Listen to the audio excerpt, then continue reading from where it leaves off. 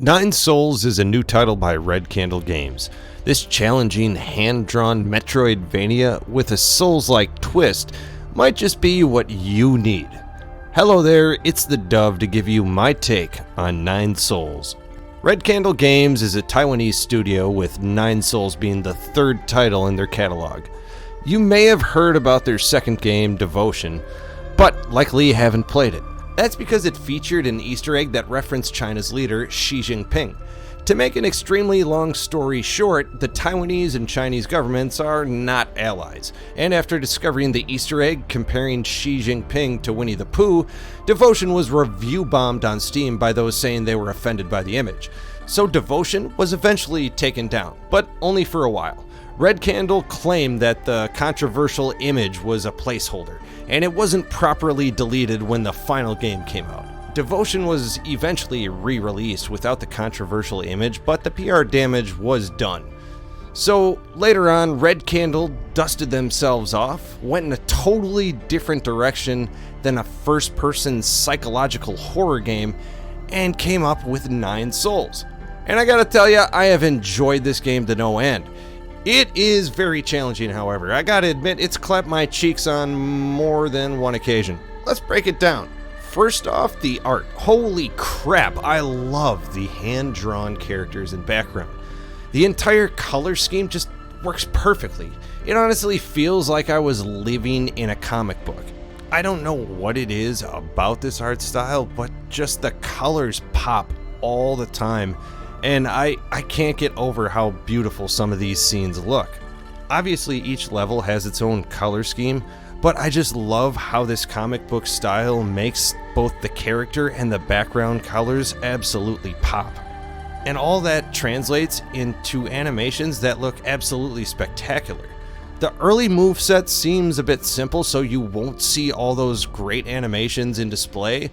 But like the best games in this genre, the deeper you get into the game, the more intricate the combat and the transversal mechanics become. And outside of some very tough boss battles, I found some of the platforming throughout this game extremely challenging. It was nice to get a good variety though of the optional challenges.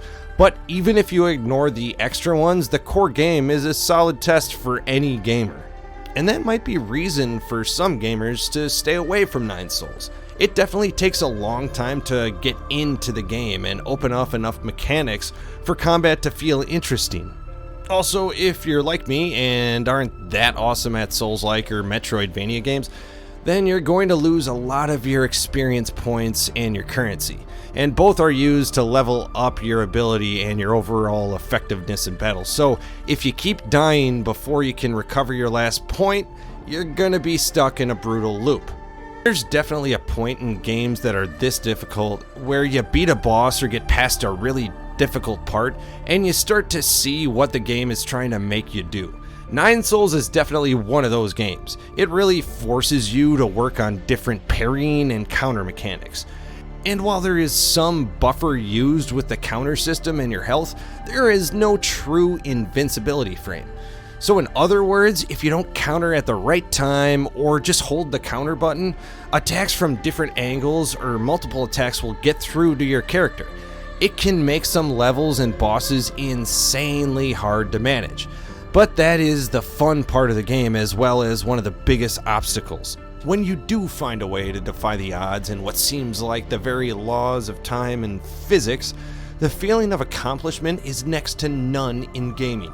And Nine Souls does a great job of not only giving you a great variety of different enemies and attacks, but they do an excellent job of varying up the bosses. True, there are definite themes like parrying and countering that will help you defeat the many bosses, but the attack patterns and the style of each boss is very different. Each one makes you think about how you're going to avoid the onslaught of what seems like a screen-clearing attack and defeat a boss not only once or twice, but sometimes in 3 separate forms.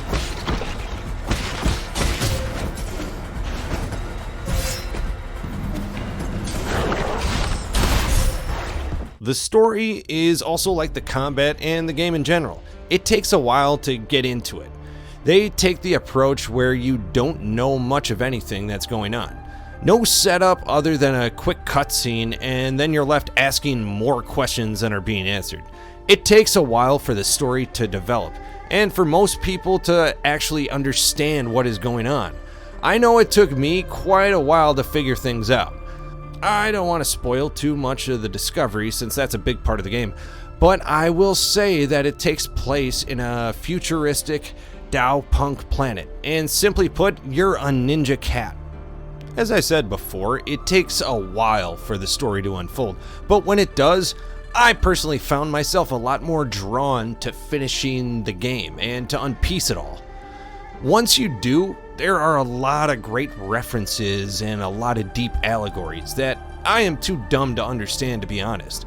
The game is very thought-provoking, not only with the difficult platforming and combat puzzles, but with the content of the story.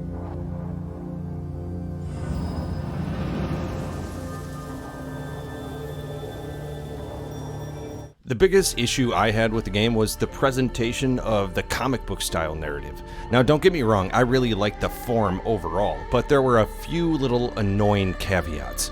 Biggest and frankly most annoying was having to hit the X button throughout every narrative part.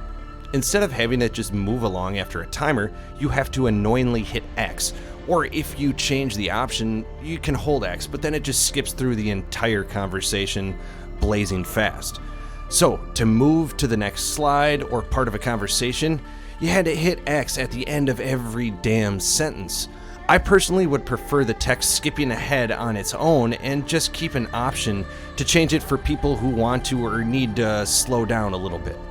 I understand some people read a little bit slower than others, but I would have really liked a setting here, an option to have it automatically move the story forward so I can set my controller down and just relax and read the narrative at the speed I selected in options. Other than that nitpick, there were no major issues as Red Candle Games came out with some early patches to take care of any issues gamers were having. The overall style of the game was extraordinary. I personally loved how the characters would jump forward and be superimposed over the screen with their dialogue. Instead of always blacking out the screen, they would just put images over the field of vision for gameplay. There were a couple times where it would break from that formula and cover up the gameplay with a beautiful comic book style page. To go along with the atmosphere, the music in the game really helps set the mood, along with the various sound effects. The music also escalates during the boss battles in a truly epic way, and I absolutely loved how intense it made everything feel. Those tiny little touches made the gameplay even more immersive.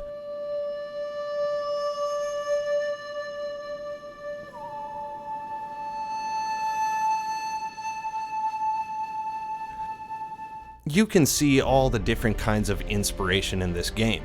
With the ultra focus on parrying and counter mechanics on top of a Souls-like format, you could loosely compare the style of the game to Sekiro. And with the beautiful art style mixed with the challenging combat and platforming metroidvania style, you can also see plenty of Hollow Knight in there. Frankly, whatever the hell you want to compare it to is fine by me. I just think this is a challenging game for the genre, and I would urge those waiting for Silksong to try Nine Souls.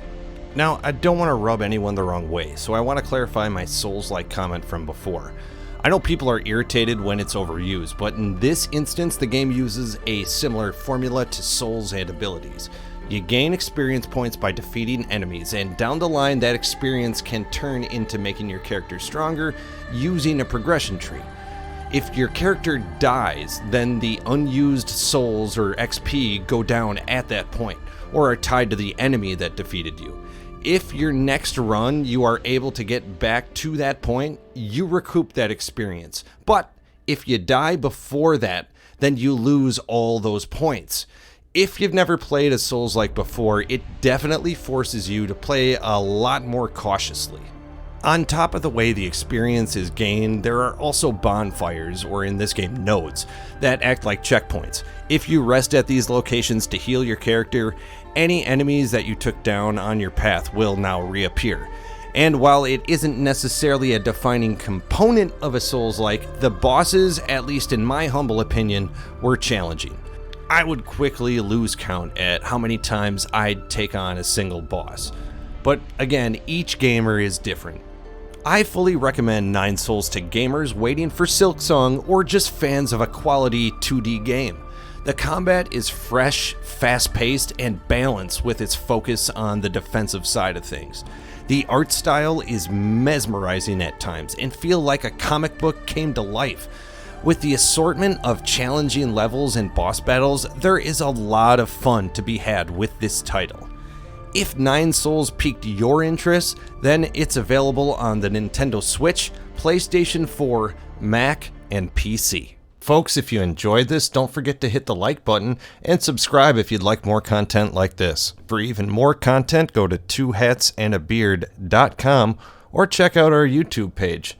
Until next time, this is the Dove.